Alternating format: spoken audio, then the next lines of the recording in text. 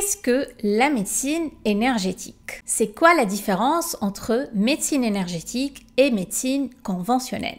Pourquoi se tourner vers la médecine énergétique? Quelles sont les pratiques de médecine énergétique qui existent? C'est à ces questions que je vais répondre dans l'épisode du jour. Bonjour et bienvenue dans Désaligné, le podcast qui t'invite à plonger dans des récits doux et intenses à la fois. Je suis Rim, entrepreneur enthousiaste et je suis ta guide dans cette aventure. Il suffit parfois d'écouter une histoire pour que quelque chose en nous se mette à briller. C'est ce que je souhaite à travers chaque épisode de ce podcast. En 2018, la maladie est entrée dans ma vie, m'entraînant dans une introspection profonde pour essayer de comprendre et de m'en sortir. J'ai mis 5 ans pour me libérer de mes freins, guérir de mes douleurs physiques et mentales et reprendre enfin ma place. Désaligné, c'est l'exploration de sujets liés à la santé holistique à travers les expérimentations, les défis et les thérapies qui ont jalonné mon parcours. Mon but, montrer comment transformer ces expériences en une source de force incroyable. Si tu veux sourire, peut-être verser une larme ou deux et surtout réfléchir, tu es au bon endroit.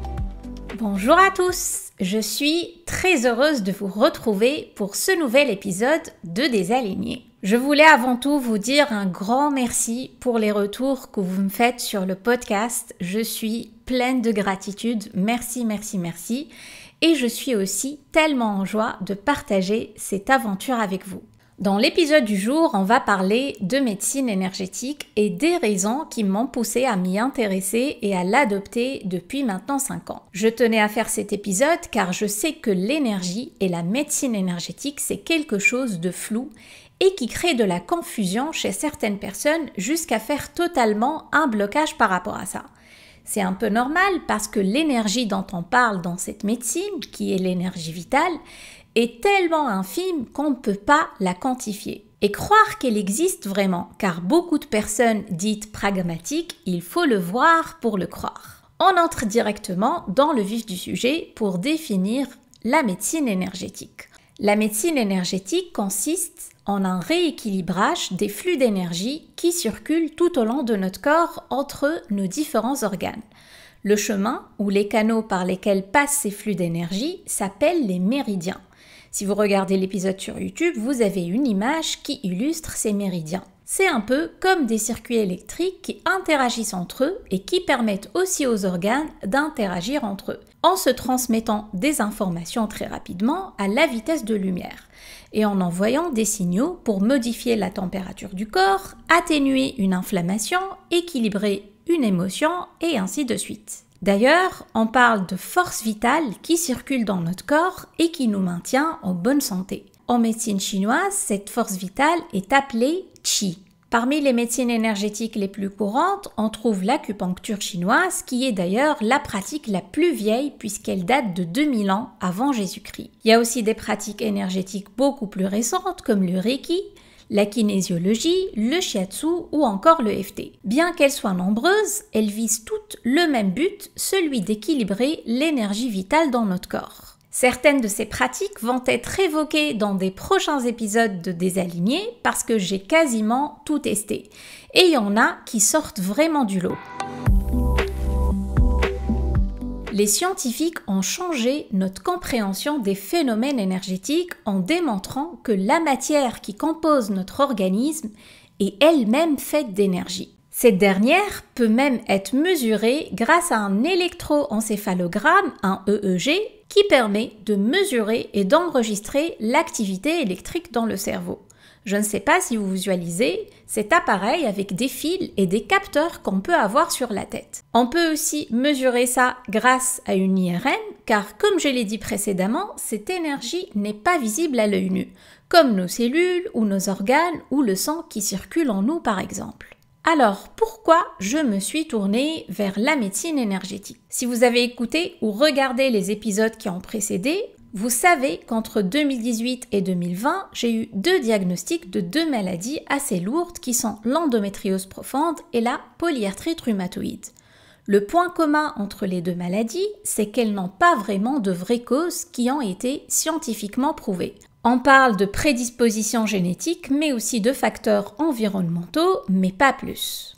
L'autre point, c'est que les deux maladies sont dites maladies psychosomatiques, c'est-à-dire qu'elles ont des causes liées à l'émotionnel et à la sphère psychique. Et je savais que c'était ce terrain-là que je devais creuser encore et encore pour trouver des réponses. Et que ce n'était pas la médecine conventionnelle qui allait m'aider à les avoir. Pourquoi? Parce qu'en médecine conventionnelle, quand on va voir un spécialiste par exemple, un gynécologue ou un rhumatologue, il va s'intéresser seulement aux symptômes et au traitement de l'organe dont il est spécialiste, sans considérer tout le corps dans son intégralité. Et moi, à un certain moment de ma vie, j'en avais vraiment marre de rencontrer à chaque fois un nouveau médecin à qui je devais raconter tout mon passif médical qui devenait de plus en plus lent à expliquer et qu'ils finissent toujours par la même conclusion en me proposant les mêmes solutions, c'est-à-dire des traitements lourds à vie, sans examiner d'autres possibilités ou me poser des questions sur l'éventuelle origine de mes douleurs, sur mon état psychologique, etc. À cette époque-là aussi, la thérapie toute seule, c'est-à-dire aller parler à quelqu'un et avoir des prises de conscience qui pouvaient prendre plus ou moins de temps, n'était plus suffisante. Il me manquait un autre type d'aide via un ou plusieurs outils pratiques qui venaient la compléter. Je n'étais plus non plus dans une phase de questionnement, d'attente de réponse ou de juste vouloir comprendre.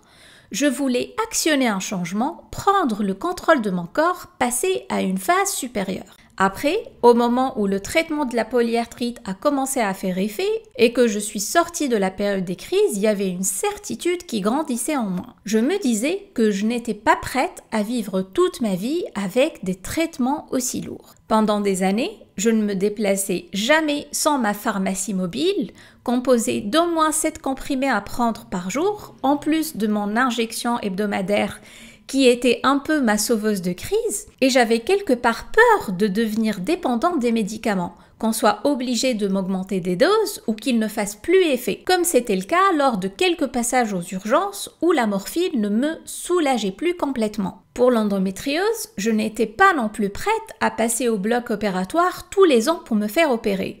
Et je savais aussi que même si je décidais de faire une ablation totale de mon utérus et de mes ovaires, en faisant aussi le deuil de la maternité, cela ne voulait pas dire que mes douleurs menstruelles allaient s'arrêter. Je me rappelle aussi qu'un matin, je trouve dans ma boîte aux lettres un courrier d'un hôpital où j'étais suivie en 2013, où il y avait mentionné l'urgence d'effectuer une IRM cérébrale parce qu'il y avait un risque que j'ai développé une tumeur au cerveau. Pourquoi ? Parce qu'en 2013, on m'a prescrit une pilule que j'ai prise en continu au-delà de 2 ans, et il s'avère que le risque de développer un méningiome était multiplié par 20 quand on était sous ce traitement. Il a fallu 6 ans pour qu'ils se rendent compte et qu'on arrête de commercialiser cette pilule. J'ai pris donc le rendez-vous pour effectuer l'IRM en urgence et heureusement que je n'avais rien. Mais ça m'a fait bien cogiter autour des traitements nocifs que je prends depuis mon adolescence. On nous les prescrit pour soulager certaines douleurs, mais ils peuvent engendrer des conséquences beaucoup plus dévastatrices à bien d'autres niveaux. Là, on parle quand même d'une tumeur au cerveau. C'est d'ailleurs le cas de pas mal de pilules qui finissent par ne plus être commercialisées pour les mêmes raisons, comme la fameuse pilule Diane 35 que j'ai prise quand j'étais beaucoup plus jeune et qui était largement prescrite dans les années 90-2000, mais pas pour son usage initial, mais pour lutter contre l'acné. Elle a été arrêtée en 2013 parce qu'elle a fait 4 morts, causé plusieurs accidents de thrombose, d'embolie pulmonaire, d'AVC, et ça fait une grosse polémique puisque les femmes qui étaient sous ce traitement ne pouvaient plus l'arrêter du jour au lendemain. Et au-delà des pilules, il y a aussi des traitements assez lourds qui affectent directement le foie. Mon traitement de la polyarthrite en faisait partie. Ce qu'il faut savoir, c'est que les médecins, quand ils prescrivent ce genre de traitement, ils demandent en parallèle de surveiller régulièrement les dosages de 2 enzymes spécifiques appelées ASAT et ALAT. On trouve ces 2 dernières dans le cœur, le foie, le pancréas, le rein ou encore le sang. Et quand elles sont élevées, cela peut indiquer que le foie est en souffrance. En plus, j'avais un facteur de risque qui n'était pas des moindres à cette époque, qui était l'obésité morbide. Quand le traitement n'est plus supporté par le foie, il doit être arrêté impérativement. C'est ce qui me confirmait que je ne pouvais pas continuer sur cette voie médicamenteuse indéfiniment. La médecine qui à cette époque-là a commencé à me donner des réponses et avec laquelle je me sentais en confiance parce qu'elle me prenait dans mon intégralité et qui n'était pas nocive, était la médecine énergétique. La première pratique que j'ai essayée, c'était le Reiki. Et c'était d'ailleurs l'une de mes clientes qui est devenue une très bonne amie par la suite qui m'a fait découvrir ça. Le Reiki est une pratique qui consiste à apposer ses mains sur des parties du corps, de haut en bas ou de bas en haut, pour mettre en harmonie les énergies et la force vitale. Ce qui était remarquable, c'est qu'à chaque fois que je faisais une séance, je ne disais jamais de quoi je souffrais ou où est-ce que j'avais mal, et je laissais la praticienne faire son travail et me partager par la suite ses ressentis et où est-ce qu'elle pense aussi que ça coince et les messages qui sont venus à elle. Je peux dire que j'ai été à chaque fois époustouflée quand elle devinait que j'avais une migraine ou que j'étais à une phase spécifique de mon cycle et surtout que l'effet que ça avait sur mon corps était parfois instantané. Le soir même, je dors comme un bébé, je sens un apaisement indescriptible, même si ça bouillonnait mentalement, car je voulais vraiment comprendre ce qui s'est vraiment passé. Il faut noter qu'une séance de Reiki peut aussi se faire à distance, et comme je ne pouvais pas me déplacer souvent, les séances à distance me convenaient parfaitement. J'en profitais pour m'allonger, pour faire une sieste, et elle, à son niveau, elle faisait sa séance avec un compte rendu à la fin, avec ce qu'elle a ressenti, ce qu'elle me préconise pour la suite en termes d'hydratation, d'alimentation ou de sommeil. Je vous mettrai quelques ressources sur le Reiki dans le Notion du podcast. Vous trouverez le lien dans la description de l'épisode. Je sais que beaucoup de personnes peuvent être réfractaires à ce genre de pratique, ne pas y croire, et c'est d'ailleurs l'une des raisons qui peut faire que ça ne marche pas. Avoir la foi qu'on peut être soulagé, voire guéri sur le long terme, se sentir prêt corporellement, mentalement et émotionnellement à accueillir un meilleur bien-être est une première étape pour que le soin ou la pratique fasse effet.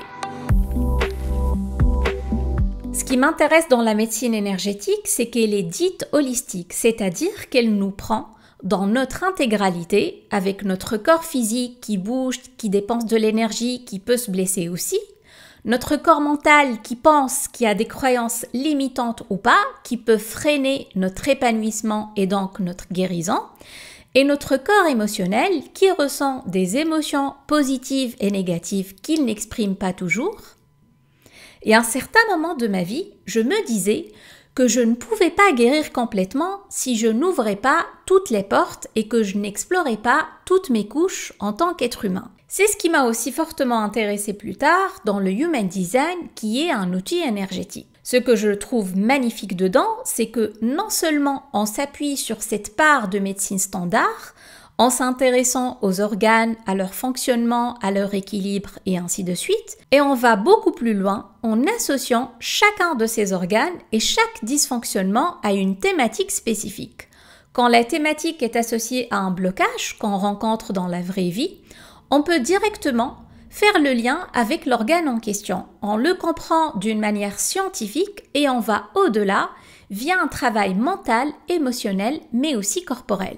Si par exemple vous souffrez d'un problème qui touche à la zone pelvienne, que vous avez un SPM ou une endométriose, dites-vous que l'utérus chez la femme est le berceau de la créativité, de la fertilité, du fait de donner vie à des choses différentes et donc c'est lié aussi au passage à l'action. Si on est sur une souffrance pelvienne, il y a donc de fortes chances à ce que tout ce qui touche à notre créativité, au fait de créer, de passer à l'action, de faire preuve aussi d'endurance pour aller au bout de nos projets, puisse être impacté. Et on peut faire une lecture dans le sens inverse, c'est-à-dire partir d'un blocage, d'un désalignement et arriver à la souffrance physique. On va prendre là un autre problème comme le fait de s'exprimer en public. La communication est liée en Human Design au centre de la gorge et ce dernier est lié anatomiquement à la thyroïde. Peut-être qu'il serait pertinent de surveiller les hormones thyroïdiennes qui ont d'ailleurs un fort impact sur notre métabolisme, la prise de poids ou encore la fatigue. M'ouvrir à l'énergétique ne pouvait donc pas être fait en me fermant à la médecine conventionnelle, bien au contraire.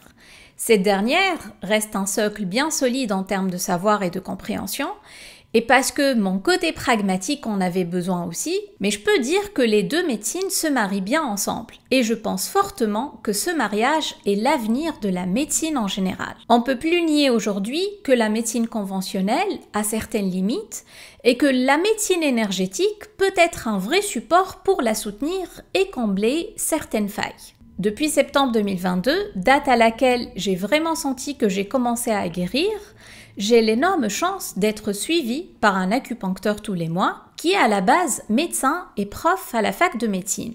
Les séances avec lui me prouvent plus que jamais la force de l'énergétique parce qu'il a réussi à m'aider à me débarrasser d'une grande lourdeur corporelle dont je vous parlerai dans un épisode dédié. Et surtout, qu'à chaque fois que je le vois, j'ai droit à des discussions très enrichissantes où j'apprends de nouvelles choses sur l'alimentation, sur notre rapport aux saisons, sur l'équilibre masculin et féminin. Grâce à lui, j'ai pu aussi découvrir et bien comprendre les socles de la médecine traditionnelle chinoise et combien il est bénéfique de les suivre aujourd'hui à notre époque où on vit de plus en plus mal, en étant de plus en plus malade, on s'alimente n'importe comment, on est déconnecté de notre environnement, on manque d'ancrage et ainsi de suite. Peut-être que je vais dédier un épisode à cette partie. Vous me direz si ça vous intéresse. Après, si on m'avait dit un jour que j'aurais 2 diagnostics de maladies aussi lourdes et que ça me donnerait envie de faire une introspection aussi profonde, qui finira par me donner envie de révolutionner mon activité et utiliser ça pour gagner ma vie, je ne l'aurais jamais cru. Et ce qui est remarquable, c'est qu'aujourd'hui, je vis une vie tellement alignée grâce à ça, tellement légère, tellement fluide par rapport à tout ce que j'ai connu avant. Et j'ai l'impression que ce métier de rêve que j'exerce quotidiennement n'est pas un vrai métier car tout se fait naturellement, sans résistance, en étant joyeuse de transmettre mon savoir. Et avec une belle mission qui me porte, celle d'amener le plus de monde possible vers la guérison, vers la libération, vers l'épanouissement personnel et professionnel. Peu importe les lourdeurs du passé ou les injonctions du monde actuel. Voilà, l'épisode du jour est maintenant terminé. J'espère qu'il vous a plu. J'ai prévu de vous parler d'un outil énergétique assez spécial prochainement pour se libérer des peurs, mais aussi et surtout de la colère. J'ai très hâte de vous partager ça. Je vous remercie d'être là, je vous remercie pour vos mots, je vous remercie de me suivre. Pensez à noter le podcast pour ramener le plus de personnes dans notre monde. Je vous dis à très bientôt!